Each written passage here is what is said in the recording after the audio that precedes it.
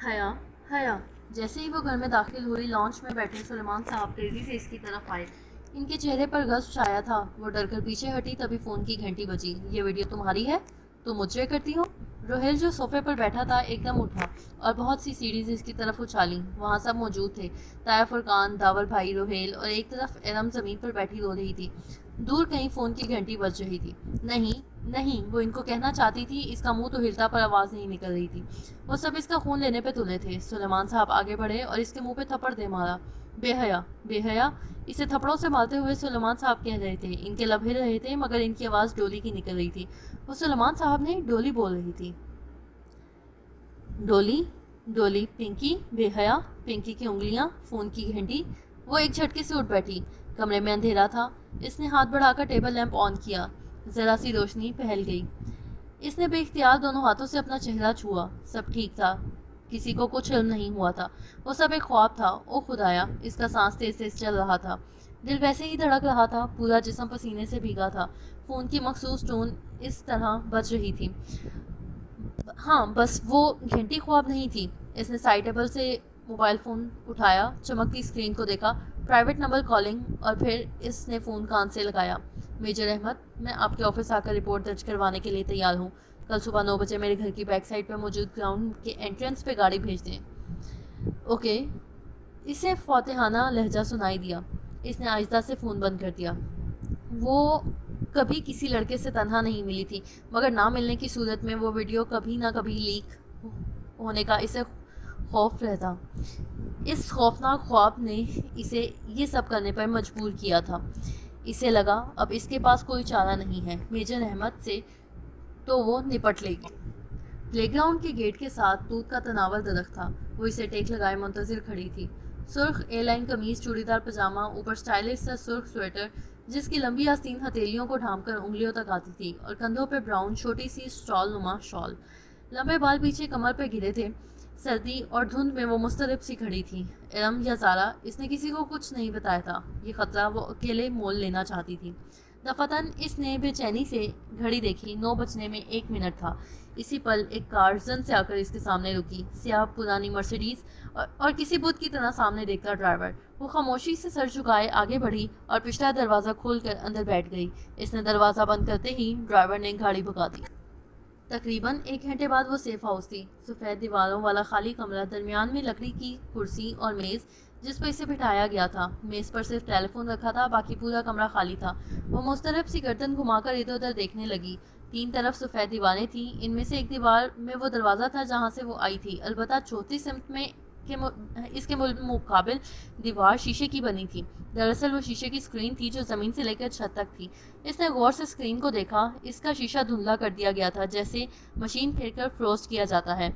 ہر شے اتنی مبہم اور دھندلی تھی کہ وہ بمشکل ایک خاکہ بنا رہی تھی. یقیناً وہ شیشہ ایک کمرے کے 2 حصوں میں تقسیم کرنے کے لیے درمیان میں لگایا گیا تھا اور اس کے پار کمرے کا باقی حصہ. شیشے کے اس پار کوئی بڑا پرتعش سا آفیسر تھا اور آفس ٹیبل کے پیچھے ایک ریوالونگ چیئر پہ کوئی بیٹھا تھا. اس کا رخ حیا کی جانب ہی تھا. وہ اس کا چہرہ واضح نہ تھا. خاکی یونیفارم، سر پر کیپ، ٹیک لگائے کرسی پر بیٹھا، میز پر رکھی کوئی چیز انگلیوں پر گھماتا دیکھ بھی اسی کو رہا تھا مگر اس کی آنکھیں واضح نہ تھیں. واضح تھی تو بس ایک چیز، اس آفیسر کے گندمی چہرے کے دائیں طرف والے آدھے پہ یک بدنما سی کالک، جیسے آدھا چہرہ جھلس گیا ہو. دفتن وہ شخص آگے کو جھکا اور میز پر کچھ اٹھا کر کان سے لگایا، غالباً فون کا ریسیور. Turn turn. یکدم حیا کے سامنے میز پر رکھا فون بجنے لگا. وہ چونکی. مسلسل فون بج رہا تھا. وہ شخص اسے کال کر رہا تھا. اس نے دھڑکتے دل سے ریسیور اٹھایا اور کان سے لگایا. ہیلو. السلام علیکم مس حیا سلیمان. دس از میجر احمد. وہی بھاری نرم گرم سا خوبصورت لہجہ.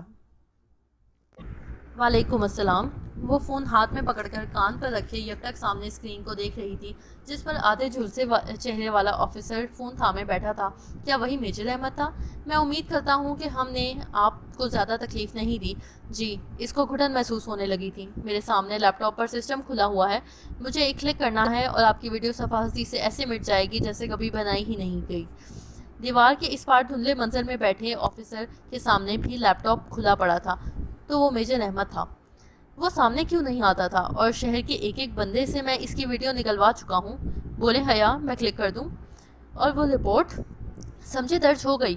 اسے لگا وہ مسکرایا تھا. مگر آپ نے کہا تھا کہ مجھے رپورٹ کے لیے. غلط کہا تھا, ایکسکیوز بنایا تھا. بعض اوقات بہانے بنانے پڑتے ہیں تب جب مزید صبر نہیں ہوتا, سمجھے.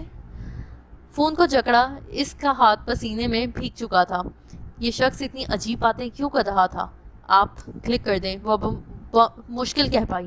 وہ شخص جھکا, شاید بٹن دبانے, اور پھر پیچھے ہو کر بیٹھ گیا. کر دیا. اوہ تھینک یو میجر احمد. اس کا گلا رننے لگا تھا. ایک بات پوچھوں؟ جی. کیا ویڈیو جعلی تھی؟ نہیں تھی تو اصلی. تو آپ اتنا ڈر کیوں نہیں تھی؟ ظاہر ہے یہ ہماری فیملی ویڈیو تھی اور شادیوں پر ڈانس کی ویڈیو ہم نہیں بنواتے. کیوں؟ وہ در پہ سوال کر رہا تھا. کیا مطلب کیوں؟ شادیوں کی ویڈیو سرکولیٹ ہوتی ہیں ہر جگہ. کیا اچھا لگتا ہے کہ ہمارے ڈانس کی ویڈیو پرائے لوگ دیکھیں؟ مگر پرائے لوگ لائیو تو دیکھ سکتے ہیں. غالباً اس ویڈیو میں مجھے ویٹر, مووی میکر اور ڈی جے نظر آ رہے تھے. وہ بھی تو پرائے مرد ہے نا. میں نہیں سمجھ پایا کہ اگر آپ اس طرح رقص کرنے کو صحیح سمجھتی ہیں تو ویڈیو کو باہر نکلنے پر پریشان کیوں تھی؟ میں آپ کے سامنے جواب دہ نہیں ہوں, وہ درچیز سے بولی. ٹھیک کہا آپ نے. خیر ایک بات پوچھوں؟ پوچھئے. اب آپ کے اس آواز میں اجنبیت در آئی تھی. کبھی کوئی آپ کے لیے جنت کے پتے توڑ کر لایا ہے؟ کیا ہم دنیا والوں کے لیے جنتیں کہاں دکھتی ہیں میجر احمد؟ اس کے چہرے پر تلخی رقم تھی. تبھی تو ہم دنیا والے جانتے ہی نہیں جنت کے پتے کیسے دکھتے ہیں. کبھی کوئی آپ کو لا دے تو انہیں تھام لیجیے گا, وہ آپ کو رسوا نہیں ہونے دیں گے. اس کے چہرے پہ تلخی سکوت میں ڈھلنے لگتی.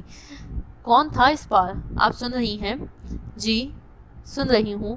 وہ چونک کر سنبھلی. میں چلتی ہوں. ریسیور کان سے ہٹانے لگی ہی تھی کہ وہ کہہ اٹھا, ایک منٹ, آخری سوال کرنا ہے مجھے. وہ اٹھتے اٹھتے واپس بیٹھ گئی. جی پوچھئے. آپ ان سے شادی کریں گی؟ اسے زور کا دھچکا لگا. وہ کنگ سی پھٹی پھٹی نگاہوں سے دھندلی دیوار کو دیکھنے لگی. بتائیے مس حیا. اس کے لب پھنچ گئے. حیرت اور شوق پر غصہ غالب آ گیا. مس حیا نہیں, مسز حیا. ایک ایک لفظ چبا چبا کر بولتی. وہ پرس تھام کر اٹھی. فون کا ریسیور ابھی تک پکڑ رکھا تھا. کیا مطلب؟ وہ واضح چونکا تھا. افسوس کہ میرے بارے میں اتنی معلومات رکھنے کے باوجود آپ میرے بچپن میں ہونے والے نکاح سے بے خبر ہیں. وہ نکاح جو میرے کزن جہان سکندر سے میرا بچپن میں ہی پڑھا دیا گیا تھا. میں شادی شدہ ہوں اور میرا شوہر ترکی میں رہتا ہے. اوہ, آپ کی وہ رشتہ دار فیملی جو کبھی پاکستان آئی ہی نہیں. جانتا ہوں. آپ کی پھوپھی کا خاندان جو ذلت اور شرمندگی کے بارے شاید اب کبھی ادھر کا رخ کرے گا ہی نہیں. آخر کارنامہ بھی تو شرمناک انجام دیا تھا. ان کا انتظار کر رہی ہیں آپ؟ ارے بچپن کا نکاح تو کورٹ کی ایک پیشی میں ہی ختم ہو جاتا ہے. Shut up, just shut up major Ahmed. وہ چلائی. آپ کی ہمت کیسے ہوئی یہ بات کرنے کی؟ ارے بھاڑ میں جائیں آپ اور آپ کی ویڈیو. آپ بھلے سے ٹی وی پہ چلوا دیں, مجھے کوئی پرواہ نہیں. میرا ایک کام کرنے کی اتنی بڑی قیمت وصولنا چاہتے ہیں آپ؟ رہا جہان سکندر تو وہ میرا شوہر ہے اور مجھے بہت محبت ہے اس سے. اس کے علاوہ میری زندگی میں کوئی نہیں آ سکتا, سمجھے آپ؟ ریسیور واپس پٹکنے سے قبل اس نے بھرا کہکا سنا تھا. سوگواریت بھرا کہکا سنا تھا. پیر پٹک کر وہ دروازے کی جانب بڑھی. اسی لمحے دروازہ کھل کر ایک سپاہی اندر آیا جو اسے اندر بٹھا کر گیا تھا. اسے فوراً اشارہ کر دیا گیا تھا. ملاقات ختم ہو چکی تھی اور حیا کے لیے وہ بہت بے حد تلخ ثابت ہوئی تھی. گاڑی آپ کا انتظار کر رہی ہے میم, آئیے. وہ راستہ چھوڑ کر ایک طرف ہو گیا. حیا نے گردن موڑ کر اسے دیکھا. دھند کے پیچھے شخص میز پر جھکا کچھ لکھ رہا تھا. اسے لگا اس نے میز پر کسی شے کی جھلک دیکھی ہے, شاید سرخ گلابوں کے گلدستے کی, یا شاید اس کا وہم تھا. جس لمحے وہ پرانی کار کی پچھلی سیٹ پہ بیٹھی تو کھلے دروازے سے اس سے سپاہی نے ایک سرخ گلابوں کا بوکے تھمایا. گو کہ اس کے ساتھ کوئی خط نہ تھا. وہ پھول بھی سفید پھولوں سے قطعاً مختلف تھے. پھر بھی اسے یقین ہو گیا تھا کہ وہ گمنام خطوط بھجوانے والا بھی میجر احمد ہی تھا اور وہ اسے بہت پہلے سے جانتا تھا. یہ جا کر میجر احمد کے منہ پہ دے مارو. اس نے بوکے سپاہی کے بازوؤں میں پھینکا اور دروازہ کھٹاک سے بند کر کے گاڑی زن سے آگے بڑھ گئی. حیا شام میں ادم بھاگتی ہوئی آئی. خوشی اس کے انگ انگ سے پھوٹ رہی تھی. وہ ویڈیو ویب سائٹ سے ریموو ہو گئی ہے. اس نے فرض جذبات سے تقریباً بیک گراؤنڈ سے ٹیک لگا کر بیٹھی کہ حیا کو جھنجھوڑ ہی دیا. مگر کیسے ہوا یہ سب؟ اس ویب سائٹ والے کو خدا کا خوف آ گیا ہوگا. مجھے کیا پتا. وہ لاپرواہی سے انجان بن گئی. ہاں شاید, مگر اچھا ہی ہوا. اور ہاں, تمہاری ترکی کی فلائٹ کب ہے؟ پتہ نہیں. پہلے پاسپورٹ تو ملے, پھر ویزا ملے گا. اس کو ادم کی موجودگی سے کوفت ہونے لگی تھی. کچھ اس کے تاثرات سے واضح ہو رہا تھا. اس لیے انعم جلدی اٹھ کر چلی گئی اور پھر سے سوچوں میں گم ہو گئی۔ میجر احمد، اس کا آدھا جھلسا چہرہ، سامنے نہ آنا، پردے کے پیچھے سے بات کرنا اور وہ عجیب فلسفانہ باتیں، جنت کا تذکرہ، باز پرس کرنا اور مجھ سے پھر شادی کا سوال کرنا۔ اوہ میرے خدایا، کیسا عجیب آدمی تھا! اور اس کی ایک ایک بات جس کے بارے میں اس وقت شدید طیش میں ہونے کے باعث سوال نہیں کر سکتی تھی۔ آپ کا پھپھو کا خاندان جو ذلت و شرمندگی کے باعث اب ادھر کا رخ نہیں کرے گا، آخر کا نامہ بھی تو شرمناک انجام دیا تھا۔ کیوں کہا اس نے یہ بات؟ کیسی ذلت و شرمندگی، کیسا شرمناک کارنامہ؟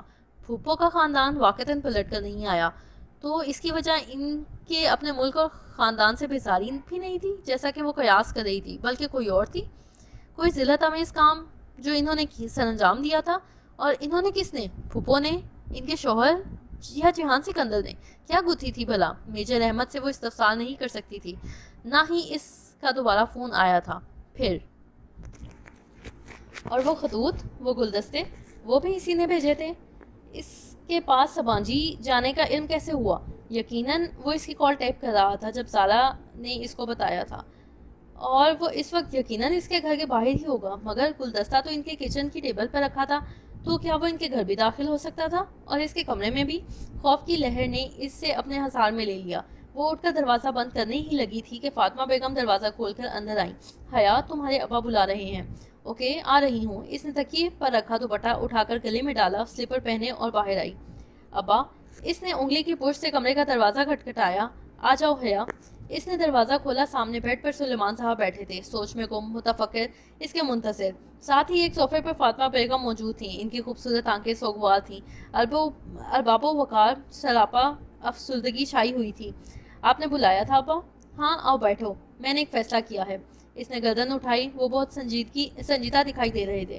اب تمہیں کورٹ کے ذریعے سبین کے بیٹے سے کلا لے لینی چاہیے۔ کوئی اس کے منہ پہ چاپک دے مارتا تو شاید تبھی اسے اتنا دکھ نہ ہوتا جتنا اب ہوا تھا۔ میں نے وکیل سے بات کر لی ہے، عدالت کی ایک پیشی میں علیحدگی ہو جائے گی، اور جتنے بیزار لوگ وہ ہم سے ہیں، یقیناً انہیں اس بات سے بہت خوشی ہوگی۔ اس نے شاکی نظروں سے ماں کو دیکھا تو انہوں نے بے بسی سے شانے اچکا دیے۔ ابا، کیا یہ واحد حل ہے؟ بہت دیر بعد وہ بولی۔ ان کے رویے سے صاف اندازہ لگایا جا سکتا تھا کہ وہ اس رشتے کو رکھنا ہی نہیں چاہتے تھے۔ اس کے علاوہ بھی کوئی حل ہے؟ دنیا کا کوئی باپ اپنی بیٹی کو گھر نہیں بٹھانا چاہتا، اس کا گھر نہیں توڑنا چاہتا، اور میں کبھی تمہیں یہ نہ کہتا، لیکن کس قیمت پر ہم یہ رشتہ نبھانے کی کوشش کریں جب وہ کوئی امید ہی نہیں دلاتے؟ اگر آپ کو واقعی تن لگتا ہے کہ آپ میرا گھر بسا ہوا دیکھنا چاہتے ہیں تو مجھے ترکی جانے دیں۔ وہاں میں اس کو ضرور ڈھونڈوں گی اور پوچھوں گی کہ اگر وہ گھر بنانا چاہتا ہے تو ٹھیک ہے، ورنہ مجھے طلاق دے دے۔ اگر نہیں دیتا تو میں وہیں کورٹ چلی جاؤں گی، مگر مجھے ایک آخری کوشش کرنے دیں پلیز۔ وہ خاموش ہو گئے، شاید قائل ہو گئے تھے۔ ابا، آپ مجھے 5 ماہ کا وقت دے دیں، اگر اس کے آخر میں آپ کو لگے کہ مجھے خلا لے لینی چاہیے تو میں آپ کے فیصلے میں آپ کے ساتھ ہوں گی۔ وہ اٹھی اور بنا کچھ کہے کمرے سے نکل گئی۔ وہ خپتی لڑکی اس سے کلاس کے باہر ہی مل گئی تھی۔ وہ فائلیں سنبھالتی باہر جا رہی تھی جب اس نے حیا کو روک لیا۔ سنے مس سلیمان، وہ جیسے مجبوراً اسے مخاطب کر رہی تھی۔ حیا نے خوف سے پلٹ کر دیکھا، وہاں ختیجہ رانا کھڑی تھی، ڈی جے، جسے ڈی جے صرف اس کی فرینڈز کہا کرتے تھے۔ وہ اس کی فرینڈ نہ تھی اور نہ ہی بننا چاہتی تھی۔ جی خدیجہ، بادل نخواستہ، اس نے ذرا ملاوت سے جواب دیا۔ آپ نے ویزے کے لیے اپلائی کر دیا کیا؟ دراصل میڈم فرخندہ نے کہا ہے کہ ہم دونوں کو جلد از جلد ویزے کے لیے اپلائی کرنا چاہیے، کیونکہ فروری کے پہلے ہفتے میں ہمیں سماجی جوائن کرنی ہے، اور آج 13 تاریخ ہے۔ ہمارے پاس 15 دن ہے، اور ترکی کا ویزا 15 دن میں کبھی نہیں لگا کرتا۔ وہ تیز تیز بولی جا رہی تھی۔ اس کی کچھ بات ایسی تھی کہ حیا کو سنجیدہ ہونا پڑا، ورنہ ابھی تک تو وہ ابا کی کئی باتیں سوچ رہی تھی۔ تو تب ہمیں کیا کرنا چاہیے؟ کل ترکش ایمبیسی جا کر ویزے کے لیے اپلائی کرنا ہے۔ ان کا عجیب سا رول ہے کہ ہر روز سب سے پہلے آنے والے 15 امیدواروں کا ہی انٹرویو ہوتا ہے۔ ایمبیسی صبح 7 بجے کھل جاتی ہے اور لوگوں کی لائن لگی ہوتی ہے۔ اگر ہم 1 منٹ بھی لیٹ ہو گئے تو ہمیں اگلے دن پہ ڈال دیں گے۔ سن رہی ہیں نا آپ؟ ہاں جی، اس نے غائب دماغی سے سر ہلایا۔ پتہ نہیں وہ کیا بولے جا رہی تھی۔ مجھے اپنا نمبر لکھوا دیں تاکہ ہم کوآرڈینیٹ کر سکیں۔ اس نے بے دلی سے اپنا نمبر لکھوا دیا۔ خدیجہ اسے اپنے فون پہ نوٹ کر دی گئی۔ ٹھیک ہے، کل 6:30 بجے تک آپ ڈپلومک انکیف تک پہنچ جائیے گا، میں وہیں ہوں گی۔ اس نے اچھا کہہ کر جان چھڑوانے والے انداز میں سر ہلا دیا اور پلیز دیر مت کیجیے گا، یہ نہ ہو کہ آپ کی وجہ سے میرا ویزا بھی رہ جائے مس سلیمان۔ وہ ناک چڑھا کر یہ جتا گئی کہ آخر وہ بھی ختیجہ لانا ہے۔ کیا کمپنی ملی ہے مجھے، اف! وہ پیر پٹک کر آگے بڑھ گئی۔ ابا کی باتوں نے اسے اتنا ڈسٹرب کیا تھا کہ اس وقت ویزا وہ آخری چیز تھا جس کے بارے میں وہ سوچ سکتی تھی۔ رات کی تاریکی کو دکانوں کی دیواروں سے جھلکتی روشنیاں روشن کیے ہوئے تھیں۔ زرد روشنیوں کا عکس سامنے لمبی سڑک پر بھی تھا، جس کی ایک طرف پارکنگ کی گاڑیوں کی لمبی قطار تھی، دوسری طرف چھوٹا سا چبوترا بنا ہوا تھا۔ چبوترے پر دن کے وقت بک فیئر کا سٹال لگا کرتے تھے۔ یہ جنا سپر تھا۔ سیاہ جیکٹ کی لمبی جیبوں میں ہاتھ ڈالے، شانوں پر پھسلتے لمبے بال لیے، وہ سر جھکائے خود کو فراموشی کے عالم میں چل رہی تھی۔ اماں اور ابا کی کئی باتیں اس کے دل و دماغ میں گونج رہی تھیں۔ یہ جہان سکندر کون تھا؟ اس کا منقوہ کزن؟ شوہر؟ وہ شخص جس کے اس نے خواب ساری عمر دیکھے تھے؟ کہ ابا اماں نہیں جانتے کہ اگر خواب اپنے ہاتھوں سے توڑے جائیں تو انگلیاں بھی زخمی ہو جاتی ہیں؟ پھر وہ کیسے خود کو زخم دے؟ اگر وہ جہان یا سبین پھوپھو کے لیے کوئی انچاہا رشتہ بھی تھی تو ان کو صفائی کا ایک موقع دیے بغیر خود سے ان کو الگ نہ کر لے۔ وہ سیٹی کی تیز آواز تھی جس نے اسے خیالوں کے ہجوم سے نکالا۔ اس نے چونک کر سر اٹھایا۔ وہ 3 لڑکے تھے، جینز اور جیکٹس میں ملبوس۔ وہ مختلف سمتوں سے اس کی طرف آ رہے تھے، یوں کہ ہر طرف وہیں تھے، گھیرا نرگا تنگ دائرہ۔ جگہ قدرے سنسان تھی، خالی چبوترا تاریکی میں ڈوبا تھا، جگمگاتی روشن دکانیں تھیں ذرا دور تھیں۔ اس کا دل تھک سے رہ گیا۔ وہ تیزی سے پلٹی، مگر ادھر سے بھی ان کا کوئی چوتھا آ رہا تھا۔ وہ مبہم آوازیں نکالتے، معنی خیز اشارے کرتے اس کے گرد گھیرا تنگ کر رہے تھے۔ وہ قریب آتے 2 لڑکوں کے درمیان سے سر جھکائے تیزی سے گزرنے لگی، مگر دائیں والے لڑکے نے سبک رفتاری سے اس کی کلائی تھام کر اپنی طرف کھینچا تھا۔ اس کے لبوں سے چیخ بھی نہ نکلی تھی کہ آگے بڑھنے والا خود بھکلا کر پیچھے ہٹا تھا۔ ٹن کی زوردار آواز کے ساتھ کسی نے اس لڑکے کے سر پہ کچھ مارا تھا۔ مرن جوگے، باجی کو تنگ کرتے ہو، چھوڑوں گی نہیں میں تمہیں۔ وہ اونچی لمبی ڈولی تھی، ہاتھ میں پکڑے فرائی پین کو گھما گھما کر مار رہی تھی۔ حیا تھکا بکا سی 2 قدم پیچھے ہوئی، جس کو لگا تھا وہ سر پکڑے بلبلاتا ہوا بھاگا۔ باقی 2 بھی اس کے ساتھ دوڑے۔ ایک نے ذرا پھلتی دکھا کر ڈولی کو لات مارنا چاہی۔ ڈولی نے اسی فرائی پین کو گھما کر ایسی ضرب لگائی کہ لڑکے کا گھٹنا چٹک گیا اور وہ لنگڑاتا ہوا بھاگ گیا۔ آئے بڑے سالے ڈولی سے پنگا لیتے ہیں۔ وہ فاتحانہ ہاتھ جاڑتے ہوئے اب حیا کی طرف مڑا۔ پہلی دفعہ جب اس نے ڈولی کو دیکھا تھا تو اسے کراہیت آئی تھی، دوسری دفعہ خوف، اور اس دن ٹریفک جام میں دیکھ کر غصہ آیا تھا۔ آج کچھ بھی نہیں۔ وہ خاموش سی تیز تیز سانس لیتی اس کو دیکھ رہی تھی۔ چھوڑو جی ان حرام خوروں کو باجی، ان کا تو کام ہی یہی ہے۔ میں بڑی دیر سے ان کو تاڑ رہی تھی، مجھے کیا پتا تھا اپنی باجی کو تنگ کر رہے ہیں۔ آئے بڑے۔ وہ پوری بات سنے بغیر پلٹ گئی، سینے پر بازو لپیٹے سر جھکائے تیز قدموں سے چبوترے کی جانب پڑ گئی۔ ایک خواجہ سرا کا رات کی اس پیر سڑک پہ کھڑے ہونا قطعاً درست نہ تھا۔ ارے باجی غلط سنو۔ وہ اس کے پیچھے لپکا۔ حیا چلتے چلتے رکی، پلٹ کر سنجیدگی سے دیکھا۔ کیا ہے؟ اس کا مومی چہرہ دکانوں کی زرد روشنیوں میں دمک رہا تھا۔ ہائے ربا، باجی تسی کنے سونے ہو جی۔ وہ دونوں ہاتھ رخساروں پر رکھے خوشی سے چہکا۔ اسے کراہیت آئی نہ خوف، بس چپ چاپ اسے دیکھی گئی۔ شکریہ ہی کہہ دو باجی، شکریہ۔ اور کچھ؟ اس کا انداز سپاٹ تھا۔ تسی تے ناراض لگتے ہو جی۔ ڈولی تم کیوں ہر جگہ میرے پیچھے آتے ہو؟ ہاں تو ٹینشن تو نہیں دی تانو، ہمیشہ مدد ہی کیتی ہے۔ تمہیں کس نے کہا ہے میری مدد کرو؟ کس نے تمہیں میرے پیچھے لگایا ہے؟ بولو، جواب دو۔ ڈولی کا منہ آدھا کھل گیا، لینس لگی آنکھوں میں پہلے حیرت اور پھر آنسو تیرنے لگے۔ کسی نے نہیں جی۔ بڑی دیر بعد وہ دکھ سے بولا، آپ مجھے اچھی لگتی ہو اس لیے آپ کا خیال رکھتی ہوں، آپ کو برا لگتا ہے تو نہیں آؤں گی۔ اس لمحے حیا کا فون بجا۔ اس نے چونک کر ہاتھ میں پکڑے موبائل کو دیکھا، اس پر پرائیویٹ نمبر کالنگ لکھا آ رہا تھا۔ وہ پیر پٹک کر چبوترے کی طرف آئی اور پاؤں لٹکا کر بیٹھ گئی۔ فون ابھی تک بج رہا تھا۔ اس نے فون کان سے لگایا اور ڈولی کو دیکھا جو چھوٹے چھوٹے قدم اٹھاتا سسکتا ہوا اس تک آ رہا تھا۔ ہیلو مس حیا، کیسی ہیں آپ؟ وہ میجر احمد تھا۔ اس کی آواز کے پیچھے بہت شور تھا۔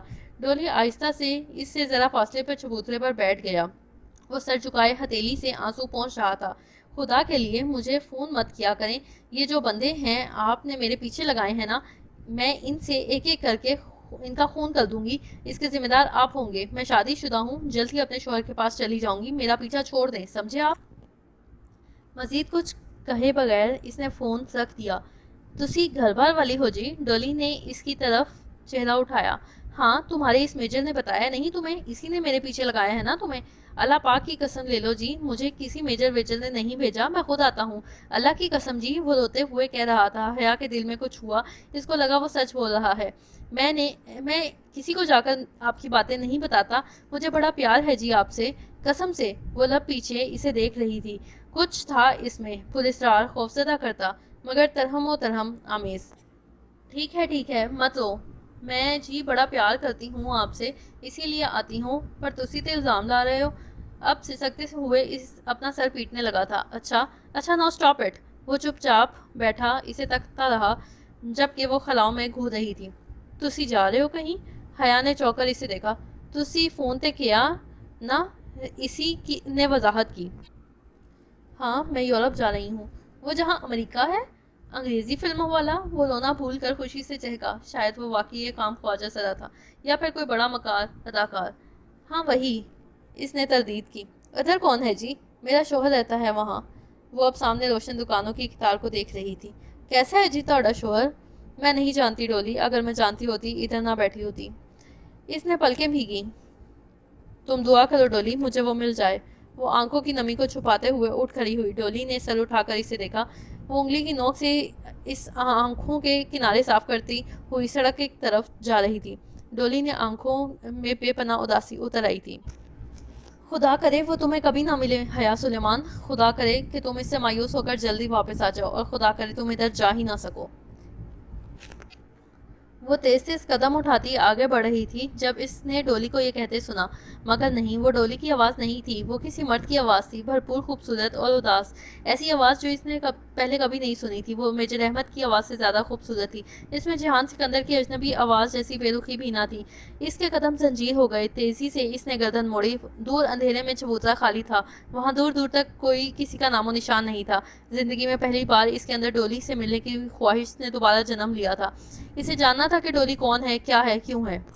اس رات وہ مشکل سے 2-3 گھنٹے سوئی تھی، پھر فجر کی اذان سے پہلے تیار ہو کر وہ ڈپلومیٹک انکلیو پہنچ گئی کہ ختیجہ رانا کی بار بار کال آ رہی تھی۔ شکر ہے آپ آ گئیں۔ ختیجہ اسے باہر مل گئی، اس کی اینک کے پیچھے چھپی آنکھیں فکر مند لگ رہی تھی۔ حیا سادہ شلوار اور جیکٹ میں ملبوس تھی، لمبے کھلے بال کانوں کے پیچھے ارستے ہوئے وہ ختیجہ تک آئی۔ اب کدھر جانا ہے؟ اندر، یہ شٹل لے لیتے ہیں، یہ ترکش ایمبیسی تک پہنچا دے گی۔ تبھی ایک عمر رسیدہ صاحب اور خاتون تیزی سے شٹل کی طرف بڑھتے دکھائی دیے۔ میری چھٹی اس کہہ رہی ہے کہ یہ انکل انٹی بھی ترکش ایمبیسی جا رہے ہیں، جلدی کریں حیا، ہمیں پہلے 15 میں شامل ہونا ہے۔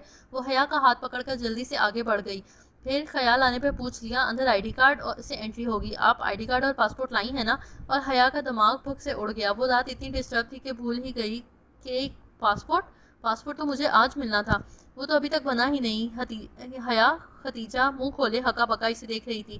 نہیں، آئی am sorry, Khatija I am sorry, I am really sorry, میرے پاس پاسپورٹ نہیں ہے۔ اس کا سر گھومنے لگا تھا، وہ اتنی بڑی غلطی کیسے کر سکتی تھی؟ آپ کے پاس پاسپورٹ نہیں ہے تو آپ خود کیا کرنے آئی ہیں؟ آپ کی وجہ سے میری اسکالرشپ بھی رہ جائے گی، اتنا احساس ہے آپ کو؟ وہ پھٹ پڑی تھی حیا، جو اتنی مغرور اور خود پسند لڑکی تھی، جس کی شخصیت سے اسے لباس تک ہر شے پرفیکٹ ہوتی تھی، جس کی مثالیں اس کی کلاس فیلو دیا کرتی تھی، وہ ایک دم رو پڑی۔ آئی ایم سوری ختیجہ، میرے کچھ پرابلم تھے، میری لائف بہت ڈسٹرب ہو گئی ہے۔ وہ جلدی سے بے اختیار امنڈ آنے والے آنسو صاف کرنے لگی۔ It's okay Khatija, I am sorry, مگر آپ جائیں، میں کل ٹرائی کر لوں گی۔ ختیجہ کچھ لمحے خاموش کھڑی رہی، پھر آہستہ سے بولی، لائیں اپنا آئی ڈی کارڈ مجھے دیں۔ جی؟ اپنا آئی ڈی کارڈ مجھے دے دیں، میں واپس جا کر آپ واپس جا کر پاسپورٹ آفس سے پاسپورٹ اٹھا لائیں۔ امید ہے آئی ڈی کارڈ سے انٹری ہو جائے گی اور ہماری باری آنے تک آپ واپس پہنچ جائیں گی۔ مگر پاسپورٹ آفس تو پنڈی میں ہے، مجھے جاتے ہوئے ایک گھنٹہ لگ جائے گا، اور پاسپورٹ آفس تو کھلتا بھی 9 بجے ہے، جبکہ ایمبیسی 7 بجے کھل جائے گی۔ اس نے فکر مندی سے کلائی پر باندھی ہوئی گھڑی کو دیکھتے ہوئے کہا، یہ ناممکن ہے، میں کبھی اتنی جلدی واپس نہیں پہنچ پاؤں گی، پہلے 15 میں رہ سکوں۔ حیا، میں نے زندگی سے ایک بات سیکھی ہے کہ انسان کو کوئی چیز نہیں ہرا سکتی جب تک وہ خود نہ ہار مان لے۔ آپ ابھی سے ہار مان لینا چاہتی ہیں؟ لائیں آئی ڈی کارڈ دیں، مجھے آنٹی انکل سے پہلے پہنچنا ہے۔ اس کے ہاتھ سے کارڈ چپٹ کر شٹل کی طرف دوڑتی چلی گئی۔ اس نے آنکھوں کے کنارے صاف کرتے ہوئے گاڑی کو دیکھا۔ کیا اس کا ویزا لگ جائے گا؟ کیا ڈولی کی دعا پوری ہو جائے گی؟ کیا وہ کبھی ترکی نہیں جا سکے گی اور کبھی جہان سکندر سے نہیں مل سکے گی؟ مگر ختیجہ نے کہا تھا، انسان کو کوئی چیز نہیں ہرا سکتی جب تک وہ خود ہار نہ مان لے۔ اس نے سوچا کہ وہ اتنی آسانی سے ہار نہیں مانے گی۔ بے دردی سے آنکھیں رگڑ کر گاڑی کی طرف لپکی تھی۔ وہ بہت ریش ڈرائیونگ کر کے پنڈی آئی تھی، تقریباً 1 گھنٹہ اس کو پاسپورٹ آفس کے باہر بیٹھنا پڑا۔ خدا کر کے 9 بجے آفس کھلا، وہ اندر بھاگی، شاید اس نے ہمت دکھانے کا صلہ تھا۔ 10 منٹ بعد وہ اپنا پاسپورٹ لیے آفس کی بیرونی سیڑھیاں اتر رہی تھی، تبھی اس نے غیرشناس نمبر سے کال آئی۔ اس نے کسی خیال کے تحت فون اٹھایا۔ ہیلو، हेलो, मैं खदीजा बोल रही हूँ। मेरा फ़ोन तो बाहर भाई के पास है, क्योंकि एम्बेसी में फ़ोन अंदर लाने की परमिशन नहीं है। एम्बेसी के कार्ड से फ़ोन कर रही हूँ, सौमिंदर करके कॉल कर रही हूँ। वो एक ही सांस में तेज तेज बोल रही थी। आप किधर हैं? मुझे बस पासपोर्ट मिल गया है, मैं आ रही हूँ। मेरी एंट्री हुई, इसने गाड़ी में बैठकर चाबी इग्निशन में घुमाई। शुक्र है मैंने तेज़ भागकर आंटी अंकल को क्रॉस कर लिया। मैं 14 नंबर पर थी और आपकी एंट्री करा दी है। आपका 15वां नंबर है। ओह शुक्र। लेकिन इन्होंने आंटी अंकल को रोक रखा है। अगर आप ना आई तो इनका इंटरव्यू हो जाएगा। वो आंटी मुसलसल तस्वीर पढ़ रही हैं। है आप जल्दी आ जाएं।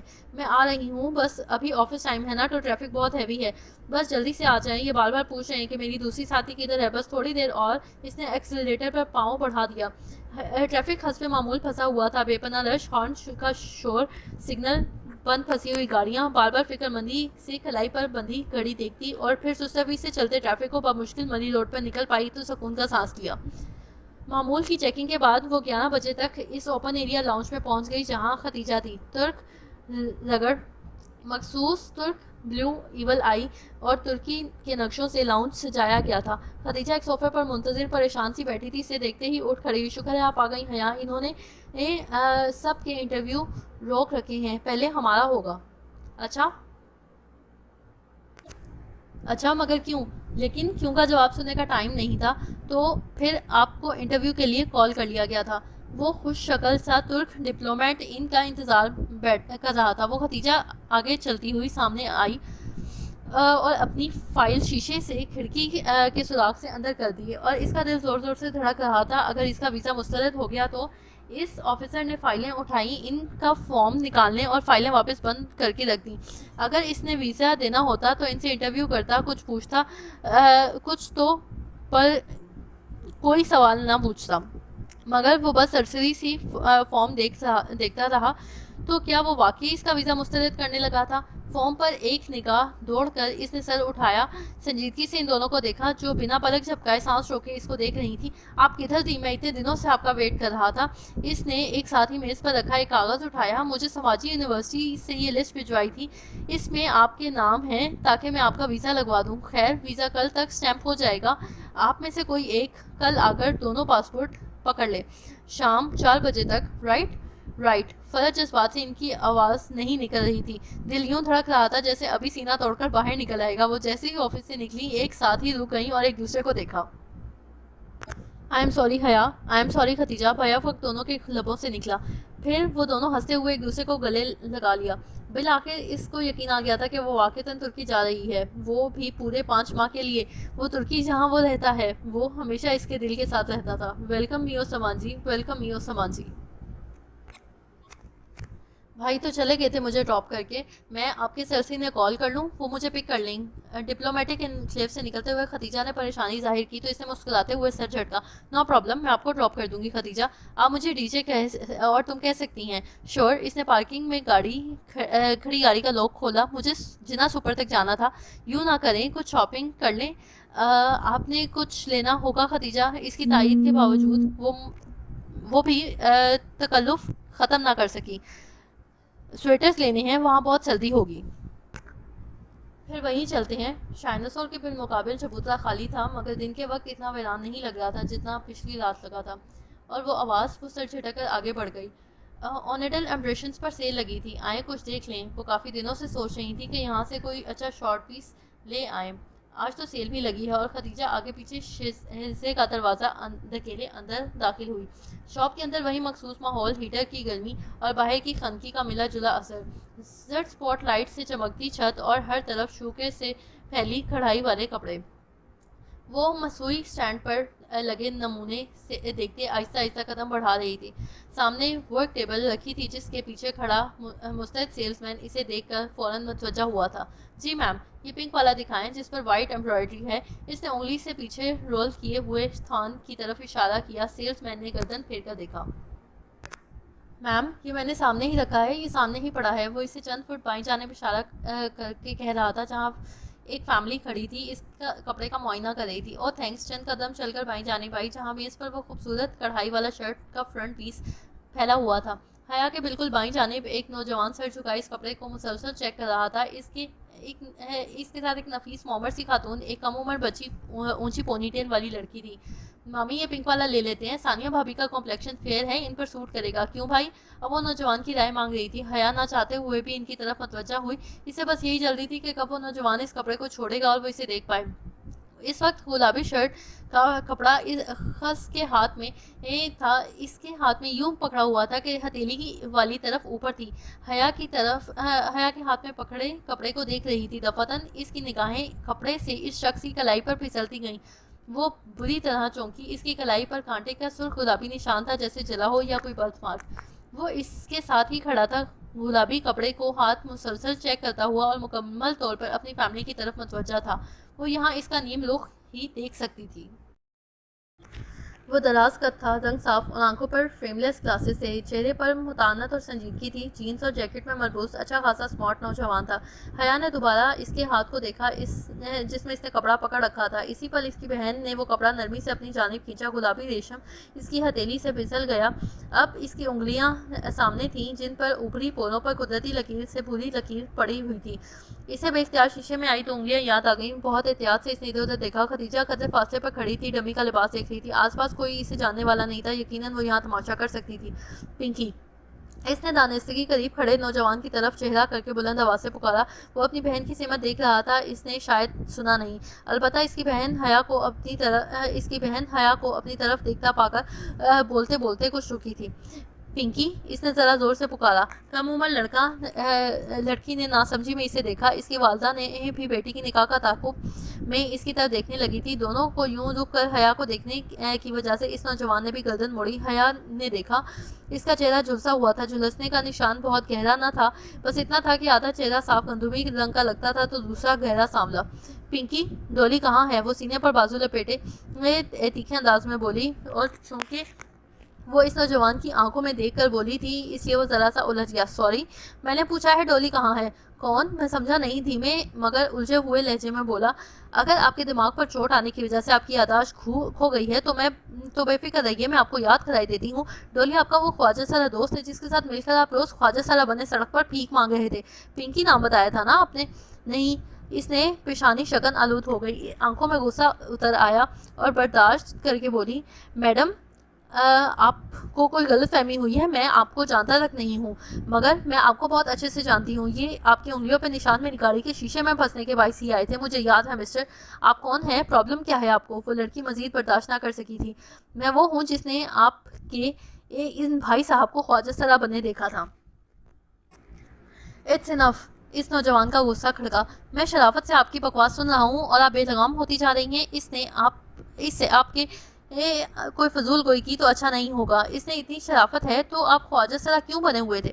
کسی نے اس کے عقب میں کہا۔ وہ چونکی۔ خدیجہ بہت اعتماد سے کہتی، اس کے برابر آن کھڑی ہوئی۔ حیا کو ایک دم جیسے ڈھارس سی مل گئی۔ آپ کا دماغ خراب ہے، اپنی بہن کو سمجھائیں، میرے بھائی سے تعلق کا اچھا بہانہ ڈھونڈا ہے انہوں نے۔ لڑکی بھڑک کر بولی۔ شاپ میں بہت سے لوگ سب کچھ چھوڑ کر انہیں دیکھ رہے تھے۔ تعارف مائی فوڈ، جواباً خدیجہ بھی اونچی آواز میں بولی۔ آپ کے بھائی کو میں نے خود خواجہ سرا بنے دیکھا تھا، میں ابھی 10 اور لوگ لا سکتی ہوں جو اس بات کی گواہی دیں۔ عجیب خاتون ہے آپ، خواہ تنگ کیے جا رہی ہیں، یہ تعارف بہانے کسی اور کے سامنے جا کر کیجیے۔ سر، میڈم، شاپ مینیجر تیزی سے ان کی طرف آیا۔ پلیز آپ ادھر تماشا نہ کریں، دوسرے کسٹمر ڈسٹرب ہو رہے ہیں۔ اور میجر صاحب، اس نے نوجوان کا چہرہ دیکھا تو شناسائی بھری حیرت سے بولا، بہت معذرت سر۔ آپ محترمہ، وہ حیا کی طرف مڑا۔ آپ پلیز شور نہ کریں، اگر آپ کی خریداری نہیں کرنی تو آپ جا سکتی ہیں۔ آپ ہوتے کون ہیں مجھے شاپ سے نکالنے والے؟ احمد بھائی، چلیں ہم چلتے ہیں، ان کا تو دماغ خراب ہے۔ لڑکی نے خفگی سے اسے دیکھتے ہوئے کپڑا پھینکا اور پلٹی۔ وہ نوجوان ایک تنفر بھری نگاہ اس پر ڈال کر اپنی ماں کے شانہ تھامے دروازے کی طرف بڑھ گیا۔ حیا نے چونک کر اسے دیکھا۔ احمد بھائی؟ میجر صاحب؟ تو کیا وہ توبہ ہے آج کل کی لڑکیوں کی؟ والدہ صاحب مسلسل ناپسندیدگی بڑبڑاتی نکل گئیں۔ باہر کھلی فضا میں آ کر اس نے بے اختیار کہا تھا، تھینک یو ڈی جے۔ وہ لب پیچھے کھڑی تھی، انہیں جاتا دیکھتی گئی۔ اس شخص سے کہ میجر احمد ہونے میں کوئی شبہ نہیں رہ گیا تھا۔ حیا، اس سے پہلے بھی یہ کہ مینیجر ہمیں دھکے دے کر نکال دے، ہم بھی کھسک جائیں۔ ڈی جے نے اس کے قریب آ کر سرگوشی کی۔ وہ چونکی سر جھٹک کے آگے بڑھ گئی۔ Thank U D J. اور وہ پہلی بار تھا جب اس نے خدیجہ کو اس کے معروف نام سے پکارا تھا۔ ڈی جے بے ساختہ ہنس دی۔ مجھے پتا تھا کہ آپ جھوٹ نہیں بولتی ہیں، آپ نے واقعتاً اسے دیکھا ہوگا تبھی کہہ رہی ہیں۔ مگر ڈی جے میں نے واقعی اسے خواجہ سرا بنے دیکھا تھا۔ حیا آپ نے بس اسے خواجہ سرا بنے دیکھا تھا نا، تو ہو سکتا ہے کہ صرف ایڈونچر کے لیے ایسا بنا ہو، پتہ نہیں۔ اس نے بیزاری سے شانے اچکائے۔ چلو چلتے ہیں۔ وہ آگے بڑھ گئی، اس کا دل ہر شے سے اچاٹ ہو گیا تھا۔ 28 جنوری کو اس کے اتحاد ایئر لائنز کا ٹکٹ ای میل کر دیا گیا تھا جس کا پرنٹ نکلوانا تھا۔ اسی ٹکٹ پر 5 فروری کی صبح استنبول کے لیے روانہ ہونا تھا۔ 28 فروری کو اتحاد ایئر لائنز کا ٹکٹ ای میل کر دیا گیا، اس کو پرنٹ نکلوانا تھا، پھر اسی پر ٹکٹ 5 فروری کی صبح استنبول کے لیے روانہ ہونا تھا۔ شام میں وہ ارم سے اس کا ایوو مانگنے طائف فرقان کے گھر آئی تھی۔ اس کا انٹرنیٹ کام نہیں کر رہا تھا اور ابا ابھی تک آفس سے نہیں آئے تھے، ورنہ ان کا استعمال کر لیتی۔ خدیجہ کا پیغام آیا تھا، سماجی یونیورسٹی سے ہاسٹل کا الیکٹرک فارم پر کرنے کے لیے بھیجا ہے، سو ای میل چیک کر لے۔ طائف فرقان لان میں بیٹھے اخبار پڑھ رہے تھے۔ اسے آتا دیکھ کر مسکرائے۔ آ گئی تایا کی یاد؟ انہوں نے صفحہ پلٹتے ہوئے نرمی سے پوچھا۔ جی، وہ بظاہر مسکراتے ہوئے ان کے پاس چلی آئی، ورنہ اس روز سائمہ تائی کی باتیں نشتر کی طرح چبھی تھیں۔ فلائٹ کب ہے؟ وہ اخبار پر نظریں مرکوز کیے پوچھ رہے تھے۔ 5 فروری کو۔ اپنا خیال رکھنا، ویسے بیٹیوں کو تنہا اتنا دور نہیں بھیجنا چاہیے۔ سلیمان کا حوصلہ ہے بھائی۔ خیر، تم ترکی میں اپنے لباس اور اقدار کا خیال رکھنا، دوپٹہ سر سے نہ اتارنا جیسے ارم نہیں اتارتی۔ آخری فقرہ کہتے ہوئے ان کے لہجے میں فخر در آیا تھا۔ حیا کا حلق تک کرواہٹ کھل گئی۔ جی بہتر، میں ذرا ارم سے مل لوں۔ وہ جان چھڑا کر اندر آ گئی۔ کاش کہ وہ طائف فرقان کو بتا سکتی کہ مغربی لباس جو وہ یہاں ان کی وجہ سے نہیں پہنتی، وہاں ضرور پہنے گی۔ اس نے بہت سے ٹاپس اور جینز خرید کر اپنے سامان میں رکھ لیے تھے، اور رہی سٹکنے کی بات تو خیر سے سماجی میں سختی سے حرام تھا، شکر۔ ارم کمرے میں نہیں تھی، باتھ روم کا دروازہ بند تھا، اندر سے پانی گرنے کی آواز آ رہی تھی۔ وہ بے دلی سے اس کے بیڈ پر بیٹھ گئی۔ ارم شاور لینے بہت دیر لگاتی تھی، سو مجبوراً اس نے انتظار کرنا پڑا۔ دفعتاً سیل فون کی گھنٹی بجی۔ حیا چونکی۔ ارم کا سیل فون اس کے ساتھ ہی تکیے پر رکھا تھا۔ اس نے گردن جھکا کر دیکھا، سیل فون کی روشن اسکرین پر ایک نیا پیغام جگمگا رہا تھا، ساتھ ہی بھیجنے والے کا نام لکھا آ رہا تھا، حیا سلیمان۔ وہ بے یقینی سے اس فون کی اسکرین کو دیکھے گئی۔ کسی نے ارم کو اس کے نمبر سے پیغام بھیجا تھا، یا ارم نے کسی کا نمبر اس کے نام کے ساتھ محفوظ کر رکھا تھا۔ حیا محتاط نگاہوں سے باتھ روم کے بند دروازے کو دیکھا اور فون پر 1-2 بٹن دبائے۔ پیغام لمحے بھر میں کھل گیا۔ میں کال کر لوں؟ صبح سے بات نہیں ہوئی، اب مزید انتظار نہیں کر سکتا، یہ دل اتنا مضبوط نہیں ہے جان۔ رپلائی۔ اس نے جلدی سے پیغام مٹایا اور سیل فون واپس تکیے پر الٹا کر کے رکھ دیا۔ ایک لمحے میں اسے سب کچھ سمجھ آ گیا تھا۔ ارم تایا ابو کی سکارف لینے والی، سر ڈھکنے والی بیٹی، ایک عدد بوائے فرینڈ کی مالک تھی، جسے لوگوں سے چھپانے کے لیے اس نے حیا سلیمان کا نام دے رکھا تھا۔ تبھی وہ اس رشتے پر خوش نہیں تھی۔ حیا کو یاد آیا۔ وہ مزید بیٹھے بنا وہاں سے نکل آئی۔ ایوو اس نے طائف فرقان سے مانگ لیا، مگر جاتے جاتے ایک طنز و اصطلاح بھری مسکراہٹ کے ساتھ ان کو دیکھا۔ کاش وہ ارم کو حجاب کا پول کھول سکتی تو طائف فرقان کی شکل دیکھنے والی ہوتی۔ حجاب اوڑھنا، نقاب کرنا کردار کی پختگی کی علامت نہیں ہوتی، اس نے بے اختیار سوچا۔ تب وہ ایسا ہی سوچتی تھی۔ سماجی یونیورسٹی نے اسے ہاسٹل کے متعلق ترجیحات جاننے کے لیے ایک سوالنامہ بھیجا تھا۔ لیپ ٹاپ گود میں رکھے وہ بیڈ پر نیم دراز دلچسپی سے سوالات پڑھتی، اپنا موڈ بہتر کرنے کے لیے مزاحیہ خیز جواب بھیجنے لگی۔ کیا آپ کسی ہم وطن ایکسچینج اسٹوڈنٹ کے ساتھ کمرہ شیئر کرنا چاہیں گی؟ بالکل بھی نہیں۔ اس کی انگلیاں تیزی سے لیپ ٹاپ پر کینچیوں کی طرح حرکت کر رہی تھی۔ کیا آپ اسموکنگ کرتی ہیں؟ بالکل کرتی ہوں۔ ڈرنک کرتی ہیں؟ وہ بھی کرتی ہوں۔ آپ کس قسم کی طبیعت کی مالک ہیں؟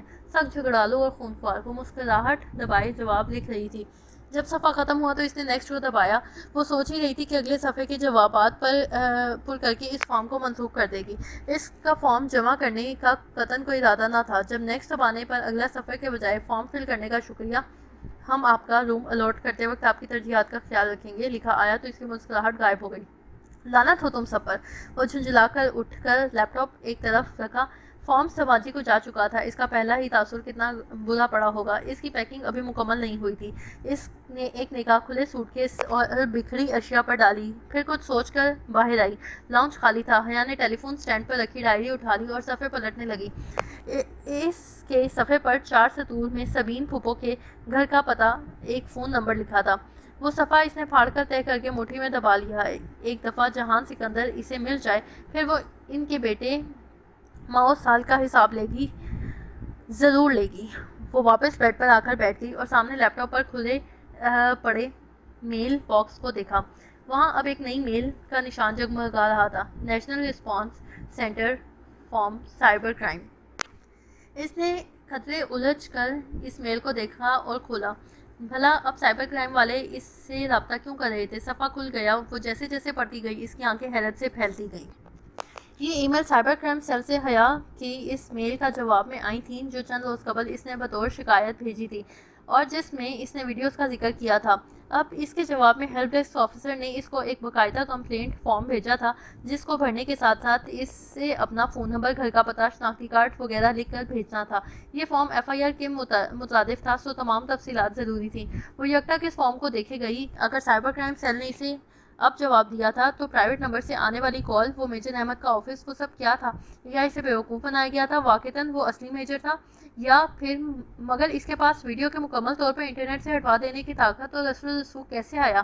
وہ لوچتے ذہن کے ساتھ جلدی جلدی جواب ٹائپ کرنے لگی۔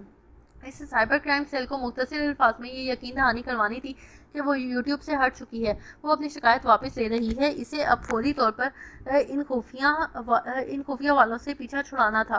میل لکھ کر اس نے سینڈ کا دبایا اور پرسوچ نگاہوں سے اسکرین دیکھنے لگی۔ میجر احمد کا تعلق سائبر کرائم سیل سے نہیں تھا، اس بات کا اس کو یقین ہو چکا تھا۔ ایئرپورٹ پر ڈی جے بری طرح رو رہی تھی۔ اس کے والدین اس کے ساتھ کھڑے اسے تسلی دے رہے تھے۔ حیا کچھ دیر تو اسے چپ کروانے کی کوشش کرتی رہی، پھر سی ہو کر قدرے فاصلے پر جا کھڑی اور جیکٹ کی جیبوں میں ہاتھ ڈالے بڑے سکون سے ڈی جے کو روتا دیکھتی رہی۔ آج اس نے شلوار قمیض پہ سیاہ جیکٹ پہنی رکھی تھی، وہ دوپٹہ مفلر کی طرح گردن میں لپیٹے کھڑی تھی۔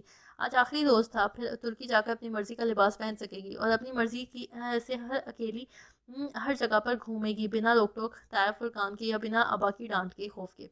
اس وقت رات کے 11:30 بج رہے تھے۔ ان کی فلائٹ اگلی صبح 4 بجے کی تھی۔ کتنا روتی ہے یہ، تم خیال رکھنا اس کا۔ سلیمان صاحب ڈی جے کو مسلسل رونے پر کوفت ہونے لگی تھی۔ جب تک وہ واپس ہوئی ڈی جے روئی جا رہی تھی۔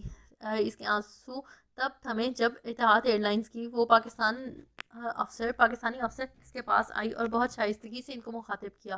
میڈم، آپ لوگ پلیز اپنے ڈاکیومنٹس اور لیپ ٹاپ سوٹ کیس سے نکال کر اپنے ہینڈ کیری میں رکھ لیں تاکہ اگر آپ کا سامان گم بھی ہو جائے تو کم از کم ڈاکیومنٹس محفوظ رہیں۔ ایویں سارا سامان گم ہو جائے؟ ہتھیلی کی پوچھ سے آنسو صاف کر کے ڈی جے غصے سے بولی۔ وہ سارا رونا بھول گئی تھی۔ ہم نے ہینڈ کیری میں اتنا بوجھ نہیں اٹھانا میم، یہی بہتر ہے کیونکہ بعض اوقات سامان گم ہو جایا کرتا ہے، یہ نہ ہو کہ آپ کسی مسئلے سے دچار ہوں۔ وہ اس ترک ایئر لائن میں کام کرنے والی ایک پاکستانی لڑکی تھی اور اس کی پہلی دفعہ بین الاقوامی فلائٹ لینے کی پیش نظر کہہ رہی تھی، اور حیا تو مان بھی جاتی مگر ڈی جے اڑ گئی تھی۔ ہرگز نہیں، ہم نے اتنا بھاری ہینڈ کیری نہیں اٹھانا، پلین میں آپ کو نہیں اٹھانا پڑے گا۔ آفیسر کی شائستگی برہمی میں بدلنے لگی۔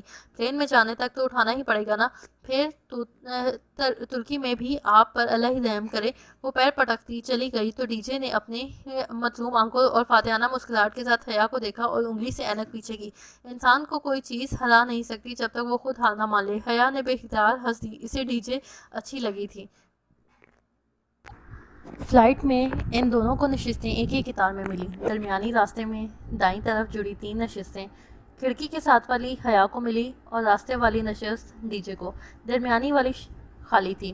کیا ہی مزہ آ جائے اگر اس سیٹ پہ کوئی ہینڈسم سا چارمنگ سا لڑکا آ کر۔ ڈی جے کے الفاظ ادھورے ہی رہ گئے۔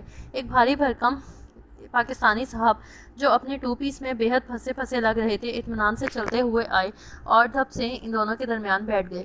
حیا غیر آرام دہ محسوس کر کے مزید کھڑکی کی طرف کھسک گئی اور ختیجہ مخالف سمت میں۔ مجھے عثمان شبیر کہتے ہیں، شیخ عثمان شبیر، اپنی بھاری آواز میں وہ خوشدلی سے گویا ہوئے۔ نائس۔ حیا بظاہر اپنے چھوٹے سے گولڈن کلچ کو کھول کر کچھ تلاش کرنے لگی۔ یہ وہی کلچ تھا جو اس نے داور بھائی کی مہندی پر گولڈن لہنگے کے ساتھ لیا تھا۔ گڈ۔ ڈی جے نے میگزین اٹھا کر چہرے کے سامنے پھیلا لیا۔ میں ترکی سے آیا ہوں، دراصل میں وہاں رہائش پذیر ہوں، میری بیوی اور بیٹا وہیں رہتے ہیں۔ حیا مزید اپنے پرس میں جھک گئی اور ڈی جے اپنے میگزین کے چہرے کے قریب لا کر ناک صفات کو چھونے لگی۔ مگر وہ میرا بیٹا نہیں ہے۔ جانتی ہو کس کا بیٹا ہے؟ مزید نظر انداز نہ کرنا بیکار تھا۔ حیا نے رخ سلیمان شبیر کی طرف موڑ لیا۔ ڈی جے نے بیزاری سے میگزین نیچے کر لیا۔ آپ بتائیں کس کا بیٹا ہے وہ؟ عثمان شبیر کو شاید برسوں سے کسی سامی کی تلاش تھی۔ وہ اپنی داستان حیات فوراً ہی شروع کر بیٹھے۔ ڈی جے مسلسل جمائیاں روک رہی تھی اور حیا متی محسوس کر رہی تھی۔ وہ کل صبح کی جاگی ہوئی تھی اور اب صبح کے 4:30 بج رہے تھے، اوپر سے جہاز کا سفر۔ اس نے ڈی جے کے سامنے ظاہر نہیں کیا تھا کہ وہ پہلی بار جہاز میں بیٹھ رہی ہے۔ آخر ڈی جے کیا سوچتی، کیسی لڑکی ہے، کبھی ہوائی سفر ہی نہیں کیا، اسے کیا بتاتی کہ کبھی کوئی ایسی صورت ہی نہیں بن سکی۔ اس پر مسترد ان صاحب کی المناک داستان، جو مختصر کچھ ایسی تھی کہ وہ اور ان کی بیگم عرصہ 30 سال سے ترکی میں رہائش پذیر تھے۔ چونکہ اولاد نہیں تھی، اس لیے انہوں نے عثمان صاحب کا ایک کزن کا بیٹا گود لیا تھا۔ وہ بیٹا بیجا لاڈ پیار سے خاصا بگڑ چکا تھا۔ اس صورتحال کو سنوارنے کے لیے انہوں نے کھو میں رہائش پذیر اپنی بھانجی سے اس کا رشتہ طے کر دیا تھا، جس پر 8ویں فیل بھانجی صاحبہ بہت خوش تھیں اور بیٹا بہت ناراض تھا۔ اس سے بیشتر کہ وہ اپنی داستان کی آمد وجہ بیان کرتے، مینیو کارڈز آ گئے اور وہ دونوں پھر سے تازہ دم ہو گئیں۔ مینیو پہ کچھ نام جانے پہچانے اور کچھ اردو سے ملتے جلتے تھے۔ زیرہ آلو، سبز کٹلس، پنیر جلفریزی، سادہ پراٹھا، تیکھی بریانی وغیرہ۔ حیا نے ڈی جے کی طرف سوالیہ نگاہوں سے دیکھا۔ درمیان میں موجود بھاری بھرکم دیوار کے باعث آگے ہو کر بیٹھی تھی۔ سمجھ نہیں آتا کہ کیا منگوائیں۔ ترکش فوڈ بہت زبردست ہوتا ہے اور ترک لوگ کھانے کے بہت شوقین ہوتے ہیں۔ میں بتاتا ہوں کیا منگواؤ۔ دونوں نے ایک دوسرے کو دیکھا، پھر متذبذب سی حیا نے ہتھیار ڈال دیے۔ بہت بہتر، بتائیے۔ وہ گہری سانس لے کر پیچھے ہو گئی۔ پہلے تو سیادیت سمک منگواتے ہیں۔ یہ روایت ترک چاول ہیں، سفید مچھلی فرائیڈ پیاز اور کاجو کے ساتھ، مشروم اینڈ چیز آملیٹ، زیرہ آلو۔ وہ بہت عمدہ سے آرڈر لکھواتے گئے، مگر جب کھانا آیا تو حیا کا دل خراب ہونے لگا۔ خوشبو کی سونگھ کر جی متلانے لگا۔ عثمان صاحب بڑے بڑے لقمے لے کر مزے سے کھا رہے تھے۔ ڈی جے بمشکل ایک چمچہ لے کر ہی دور ہو گئی۔ حیا بھی بدمزہ ہو گئی تھی، اتنا پھیکا سالن اس نے آج تک نہیں کھایا تھا۔ بمشکل کچھ چکر انہوں نے برتن پرے کر دیے۔ عثمان شبیر ابھی تک پوری دلجمی کے ساتھ کھا رہے تھے۔ عجیب سی خوشبوئیں اس کی نتھوں میں گھس رہی تھیں۔ اگر یہی ترکی فوڈ تھا تو اسے لگا کہ وہ 5 ماہ ترکی میں بھوکی رہے گی۔ ایسا جی تو اس کا ڈائیو بس میں بھی نہیں متلاتا تھا جیسا ادھر ہو رہا تھا۔ وہ چہرے پر دوپٹہ رکھ کے سو گئی۔ اسلام آباد سے پورے 2.5 گھنٹے بعد انہوں نے ابو ظبی ایئرپورٹ پر اترنا تھا۔ وہاں کچھ دیر قیام تھا اور اس کے بعد استنبول۔ ابو ظبی اترنے سے قبل کھڑکی کے پار زمین کا گولائی میں کٹاؤ دکھائی دینے لگا۔ زمین کا وہ قرہ اتنا حسین تھا، اسے بیزاری اور نیند بھاگ گئی اور وہ محضی یکٹک سی منظر دیکھتی گئی۔ ابو ظبی ایئرپورٹ پر انہوں نے ٹرمینل 3 پر لینڈ کیا تھا۔ استنبول کی فلائٹ انہوں نے ٹرمینل 1 سے پکڑنی تھی، مگر پہلے گھر فون کرنا تھا۔ وہ دونوں آگے پیچھے تیز تیز چلتی کالنگ کارڈ خریدنے گئیں۔ 5 یوروز کا اطلاعات کا کارڈ خریدا اور فون بوتھ کی طرف بھاگی۔ قطار میں فون بوتھ لگے تھے۔ حیا نے ایک ایک کر کے پہلے تینوں کارڈ لگانے کی کوشش کی، مگر کارڈ تھا کہ ڈلنے کا نام ہی نہیں لے۔ اس پر ایئرپورٹ پر فون بوتھ کا استعمال کرنے کا پہلا تجربہ تھا کہ کچھ سمجھ ہی نہیں آ رہا تھا کیا کرے۔ حیا، اس بندے کو دیکھو، جیسے یہ کارڈ ڈال رہا ہے ویسے ہی ڈالو۔ ڈی جے نے اسے کونی ماری تو حیا نے پلٹ کر اسے دیکھا۔ چوتھے بوتھ پر ایک شخص ان کی طرف پشت کیے اپنا کارڈ ڈال رہا تھا۔ حیا کو دکھائی نہیں دیا کہ وہ کون سا طریقہ استعمال کرتا ہے، سو وہ ڈی جے کا ہاتھ تھامے اس کے سر پر جا پہنچی۔ وہ ریسیور کان سے لگائے نمبر ملا رہا تھا۔ پلیز ہمیں یہ کارڈ ڈال دیں، میں اسے نہیں ڈال پا رہی۔ حیا نے کارڈ اس کی طرف بڑھایا۔ وہ چونک کر پلٹا۔ وہ سیاہ رنگت گھنگریالے بالوں اور اونچے قد کا نسلاً حبشی تھا۔ اس کے ہاتھ میں کارڈ لیتے ہوئے ان دونوں نے انگلیوں پر نگاہ ڈالی۔ ایک سیاہ لمبے بالوں والی اور خوبصورت آنکھوں والی خوبصورت سی لڑکی جو کہ جیکٹ کی جیبوں میں ہاتھ ڈالے کھڑی تھی۔ دوسری بڑے چشمے اور ڈھیلی پونی والی لڑکی جس نے سویٹر طے کر کے اچھا میں ذرا بات کر لوں پھر۔ اسے شاید کان سے ریسیور میں سے کوئی آواز سنائی تھی، تب ہی رخ مڑ گیا۔ وہ دونوں اسی طرح کھڑی سے دیکھتی رہ گئیں۔ وہ انگریزی میں مخاطب ہوا مگر پھر فون پہ عربی میں بات کر رہا تھا۔ ڈی جے تو بول ہو کر ادھر ادھر دیکھنے لگی، مگر شریعہ اینڈ لا کے 5 سالوں نے حیا کو اچھی طرح عربی سکھا دی تھی۔ انٹرنیشنل اسلامک یونیورسٹی میں LLB کے پہلے برس میں ان کو عربی ہی سکھائی جاتی تھی۔ ان کے کالجز میں کلاسز اور مصری اساتذہ انہیں عربی کا لیکچر دیا کرتے تھے۔ میں استنبول آ رہا ہوں، اور اب رخ پھیرے قدرے پریشانی سے کہہ رہا تھا۔ ہاں، شام تک گھر پہنچ جاؤں گا۔ تم نے حارث کو ڈاکٹر کو دکھایا؟ اچھا، کیا کہتا ہے ڈاکٹر؟ کر دوں گا پیسوں کا انتظام، جو کہا ہے۔ بار بار ایک ہی بات مت دہرایا کرو جاہل عورت۔ تیز سے اس نے دبدبی سی آواز بلند کی۔ ہاں، میری عبدالرحمن سے بات ہو گئی ہے، اسی کے کام کے لیے خوار ہو رہا ہوں، مگر وہ زیادہ رقم نہیں دے گا، ایک اور جگہ بھی بات کی ہے۔ اس نے رک کر کچھ سنا اور پھر مزید جھنجھلاہٹ سے بولا، اچھا فون رکھ رہا ہوں، مرحبا۔ اس نے کھٹاک کر کے فون رکھا اور ان کی طرف پلٹا۔ سوری گرلز، بمشکل چہرے پر بشاشت لاتے ہوئے وہ اب ان کا کارڈ ڈالنے لگا۔ پہلی ہی کوشش کامیاب ہو گئی، وہ شاید کارڈ کو الٹا پکڑ رہی تھی۔ لیجیے، سیاہ فام نے ریسیور ان کی طرف بڑھایا، پھر ان سے ہٹ کر دور چلا گیا۔ بس 1 منٹ کی کال کریں گے، حیا نمبر ملاتے ہوئے ڈی جے کو تنبیہ کی۔ سلیمان صاحب نے پہلی کنڈی پر فون اٹھا لیا۔ وہ چپ ہوئی کہ نہیں، توبہ کتنا روتی ہے۔ جی ابا، وہ چپ ہو گئی ہے، پھر جلدی جلدی اپنی خیریت بتا کر فون بند کر دیا۔ ڈی جے نے بھی بمشکل 1 منٹ کی گھر بات کی تھی۔ بعد میں بقایا رقم دیکھی تو بمشکل 1 یورو استعمال ہوا۔ باقی 4 یورو کا بیلنس ابھی موجود تھا۔ دونوں اپنی اجلت اور کنجوسی پر خوب پچھتائیں کہ ابو تہبی سے نکل کر تو یہ کارڈ کسی کام کا نہیں۔ حیا نے اس سے گولڈن پاؤچ میں ڈال دیا۔ اب انہیں اپنا سامان لینا تھا۔ وہاں بہت تیز سے ٹائرز چل رہے تھے۔ ہر ٹائر پر بیگ کی سوٹ کیس کی قطار میں رکھے چلے آ رہے تھے۔ انہیں قطعاً علم نہیں تھا کہ ان کا بیگ انہیں کہاں تلاش کرنا ہے۔ وہ دونوں بدحواس ہی ایک ٹائر سے دوسرے ٹائر کی طرف بھاگنے لگیں۔ ڈی جے کا تھوڑی دیر میں ہی سانس پھول گیا۔ کبھی حیا کو ایک جگہ اپنے سیاہ سوٹ کیس کا گمان گزرتا تو کبھی ڈی جے کا ہاتھ کھینچ کر ادھر ادھر بھاگتی، مگر قریب سے دیکھنے پہ اسے کسی اور کا بیگ نکلتا تو کبھی ڈی جے اپنے بھورے تھیلے کو پہچان کر چلتے ہوئے ایک طرف دوڑتی، مگر کسی اور کا نام درج ہوتا۔ حیا بتاؤ، اب بیگز کہاں ڈھونڈے؟ ڈی جے نے پریشانی سے اسے دیکھا۔ اس کا سانس دھوکنے کی طرح چل رہا تھا۔ حیا بمشکل تھوک نکلی اور چہرے پر آتے بالوں کو کان کے پیچھے عرض سے، اب سچ بولنے کا وقت تھا ڈی جے۔ مجھے سچ میں نہیں سمجھ آ رہی کہ میں زندگی میں پہلی دفعہ جہاز میں بیٹھ رہی ہوں۔ ڈی جے، میں نے چند لمحے اس کا چہرہ دیکھا، پھر ہتھیلی سے سامنے پھیلائی۔ ہاتھ مارو، میں بھی آج پہلی دفعہ اس جہاز میں بیٹھی ہوں۔ حیا زور سے ہاتھ پر ہاتھ مارا اور دونوں ہنس پڑیں۔ کافی دیر بعد ان کو ٹائرز کی لسٹ نظر آئی جس پر فلائٹ کے مخصوص ٹائر کا نمبر درج تھا۔ فرسٹ فہرست دیکھ کر ان کو 2 منٹ میں ہی اپنا مطلوبہ ٹائر مل گیا۔ سامان لے کر حیا اتنا تھک چکی تھی کہ اب ڈی جے نے وہیں ایک جگہ چمکتے فرش پر بیٹھنے کو کہا تو اپنا سارا نخرہ اور غرور بلائے طاق رکھ کر ادھر زمین پر بیٹھ گئی اپنے بیگز کے ساتھ۔ اب وہ دونوں مزے سے فرش پر بیٹھے آتے جاتے کو دیکھ رہی تھیں اور ارد گرد کے مظاہر نفیس لوگ حیرت سے ان کو دیکھ رہے تھے۔ ٹرمینل 1 سے جو پرواز ان کو ملی، اس میں عثمان شبیر ساتھ ہی تھے۔ اپنی داستان حیات فراموش کر کے وہ اب ان دونوں کی طرف متوجہ ہوئے۔ ان کا انٹرویو کرنے لگے۔ کون ہو، کہاں سے آئی ہو، کیوں آئی ہو، ترکی میں کدھر جانا ہے، کیوں جانا ہے؟